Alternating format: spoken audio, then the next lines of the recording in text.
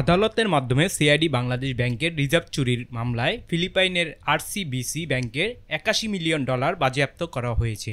প্রায় 9 বছর আগে 2016 সালে বাংলাদেশ ব্যাংকের রিজার্ভ থেকে সাইবার জালিয়াতির মাধ্যমে চুরি হওয়া $81 মিলিয়ন বাজেয়াপ্তর নির্দেশ দিয়েছে ঢাকার জ্যেষ্ঠ বিশেষ জজ আদালত।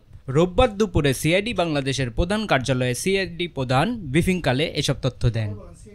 ফিলিপাইনের রিজাল কমার্শিয়াল ব্যাংকিং কর্পোরেশন আরসিবিসি উক্ত $81 মিলিয়ন পাচারে জড়িত ছিল বলে জানানো হয় সংবাদ সম্মেলনে। সিআইডির আবেদনের প্রেক্ষিতে এবং প্রাপ্ত তথ্য আলামত ফিলিপাইন সরকারের সরবরাহকৃত পারস্পরিক আইনি সহায়তা অনুরোধের মাধ্যমে সংগৃহীত সাক্ষ্যের ভিত্তিতে আদালত মানি লন্ডারিংয়ের প্রতিরোধ আইন অনুযায়ী এর আওতায় আরসিবিসি থেকে $81 মিলিয়ন বাজেয়াপ্তর নির্দেশ দেন। সংবাদ সম্মেলনে আরও জানানো হয় 2016 সালের 16 ফেব্রুয়ারি আরসিবিসি মাত্র $68,000 বাংলাদেশ ব্যাংকে ফেরত দিয়েছিল, যা তাদের পক্ষ থেকে অর্থ ফেরতের প্রথম পদক্ষেপ ছিল। বাংলাদেশ সরকার এখন ফিলিপাইন সরকারের কাছে আনুষ্ঠানিকভাবে এই অর্থ ফেরত আনার ব্যবস্থা করবে বলেও জানানো হয় সংবাদ সম্মেলনে। মোহাম্মদ রানা, আজকের দৈনিক।